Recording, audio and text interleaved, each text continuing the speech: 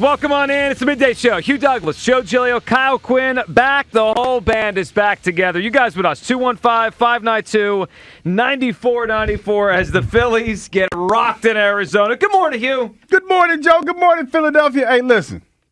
It's okay to try new things as long as it's not applesauce and pork chops. I'm okay with it.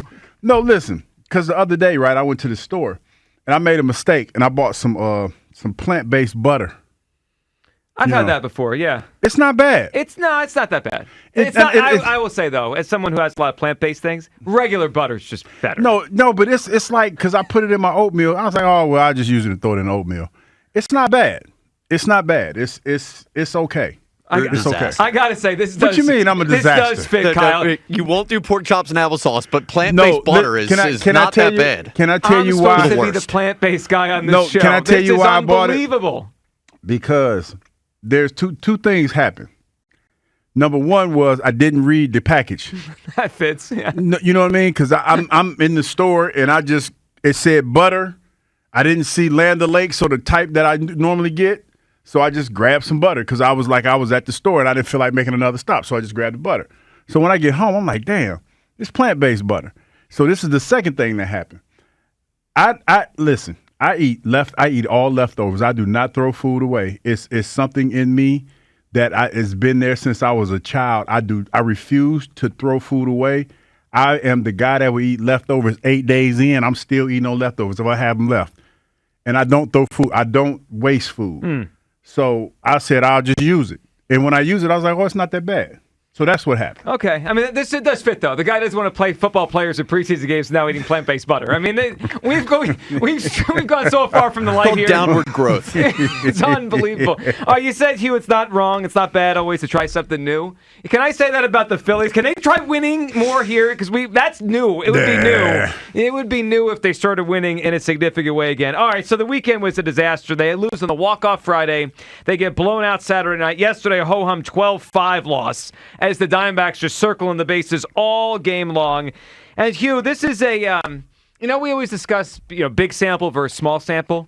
It's a big sample now where the Phillies have not played good baseball. And I'm ready to say something, and I thought about it about a week ago or a week and a half ago. Don't do it, Joe. No, and I held off. Hugh, I held off. Don't do it, Joe. I held off. Don't do it. But I got to say it now. And I'm calling myself out more than anybody else because I did it. But I think I'm not the only one.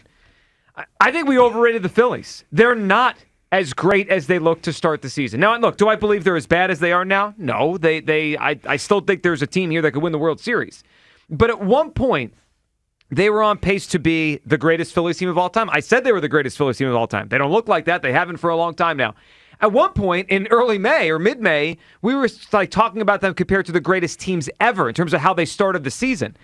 Hugh, at one point, they were 44-19. When we went to the game on Wednesday, like June 5th, whatever the date was, right? We went to the Brewers game. I think it was the day you threw out a couple weeks before you threw out the first pitch. We went to the game against the Brewers with our audience. It was early in June. They won a low-scoring game. Castellanos got a big hit, okay? 44-19. They left for London. That is an all-time kind of record. Since then, they are 25-30. They had a plus 104 run differential up to that point. They're minus 14 since then. The Phillies, I thought at some point this was an all-time great team, the best Phillies team I ever saw.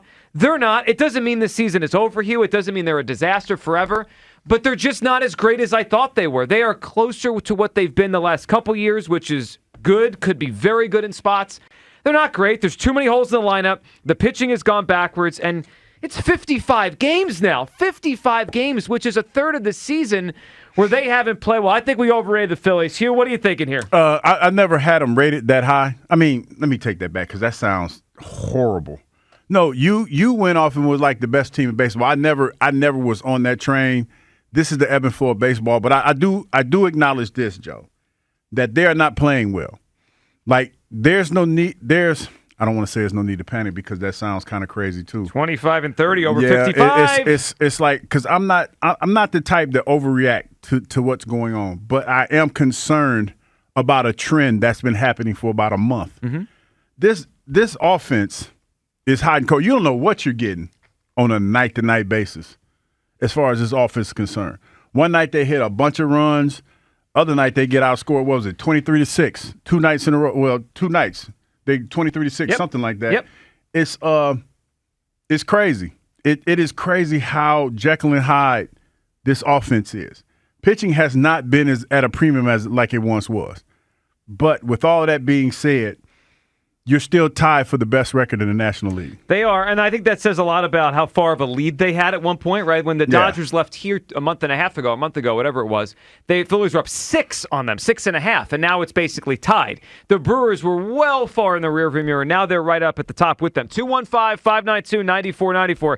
Here's what I see right now. I see a team that has 3 hitters that I feel good about day to day. Schwarber, Harper, and Bohm. Everybody else is in the tank right now. Everybody else. And Hugh, you nailed it. The pitching carried them because early on in the season they had some great offensive days. They had some not as good offensive weeks. Yeah, but that pitching was always stellar. It was amazing, and it's fallen off. Let's be real. Wheeler's been pretty steady. Nola's been pretty good, right? And he's been pretty good the whole year, but not electric.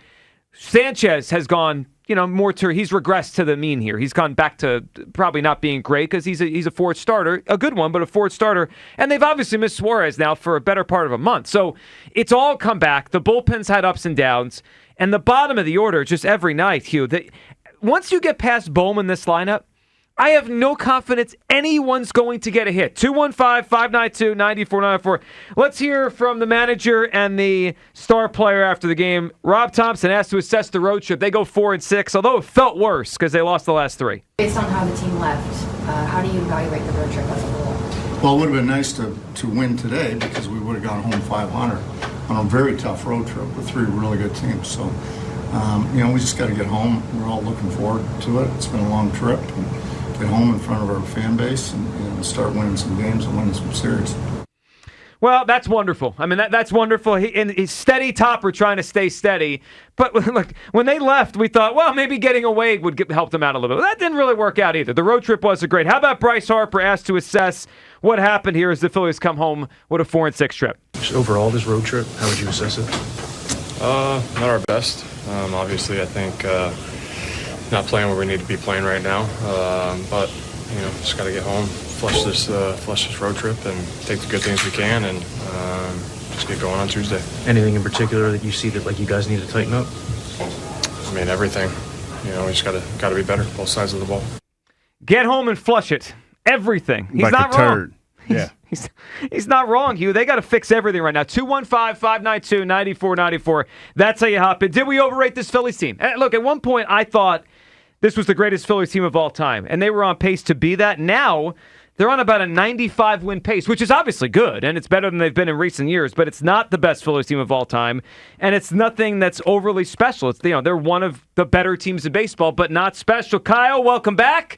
The Phillies welcome you back with some nonsense this week. It's Kyle's fault. Yeah, I'm blaming you. Yep. I thought I was going to get a good week off of some late-night games. I'm like, man, I don't got to go to work. I can catch up on tons of late-night Phillies baseball, and they've just sucked. It's terrible. I wouldn't say, all right, for those of us who said that this might be one of the greatest Phillies teams ever, yep, we probably overrated them to some degree. Hand raised. Yeah, sure. But, I don't think it's this drastic where I don't believe this is who they really are. I've seen that sentiment a lot, this is who the Phillies really are. I still do not believe that. I think they're closer to the team from the first portion of the season than they are this.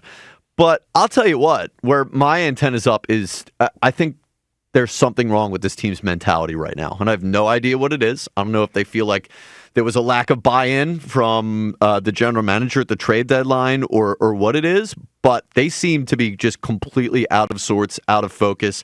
I'm tired of hearing about the flush it. I'm tired of seeing the shimmy when they're down 8 runs against the Mariners. Something needs to change, and I don't know what it is, but that's the biggest thing that's bothering me with this team right now. I don't think they're overrated per se. I think there's a better team in there, but I'm wondering if it starts with the mentality in the clubhouse. Well, right you might be right on that. 215-592-9494. I want to make it clear when I say we overrated them. I overrated them. Hugh, I still think there is a real thought, and it's in my mind, and it's still there, that they're the best team in baseball. That when the season ends, we're still going to have a parade here. But you know what it looked like for 2 months? They were far and away better than everybody. And that's not the case. Like, look at the standings, right? It's all come back. You mentioned a lot. It's bunched up now, them and the Yankees and the Orioles and the Dodgers and the Brewers. They're one of 5 or 6 or 7 good teams in baseball, really good teams. They're not over the top better than everybody else right now. They're just not. But here's what's frustrating me, Hugh. There's no consistency. Last week, it looked like they turned the corner, right? They won the series in Los Angeles. Schwarber had the big night. They won the first game in Arizona, and we were like, all right, whew, they're past it. And then they get beat up this entire weekend. It's like they can't find that rhythm again they had the whole first 2 months of the season. Yeah, that mojo. They can't seem to get their focus back and get to back where they need to be, Joe. It's one of those things where you don't want to panic, but at the same time, you have to be realistic about where you are. And, like saying that, hey, it's just baseball and it's just the ebb and flow, that dog don't hunt. Like, you're getting to the point where that dog ain't hunting no more. Well, because we keep hearing the same thing over and over. And you're not fixing it. And I understand, I'm not as down on the shimmy as Kyle is. When you're down 8, though? Yeah, because you're trying to get some momentum going. Yeah. It's almost like when you see guys, when they score a touchdown, the score is 21-7, and they spin the ball and they do that little dance. You're trying to get some of that.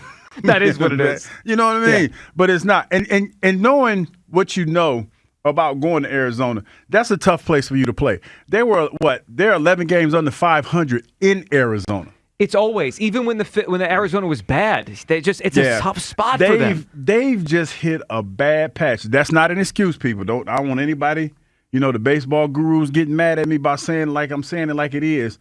It's not an excuse. They just hit a bad patch, and they're still trying to figure out how to get out of it. So here's why any way you feel about the Phillies today is fair, Hugh, because it's been a tale of 2 different seasons. You said a bad patch, right? Mm-hmm. The first patch of the season that we got so excited about, that perhaps I overrated them, okay? You yell at me today if you want. It's my fault, okay? They were 44-19. You know how many games that is? I can do this math. Ready? That's 63 games. Yeah, so the first quick math, too. The first group of the season, those games that we got all excited about was 63 games. Do you know what this bad patch? And I agree with you. That's what it is, right?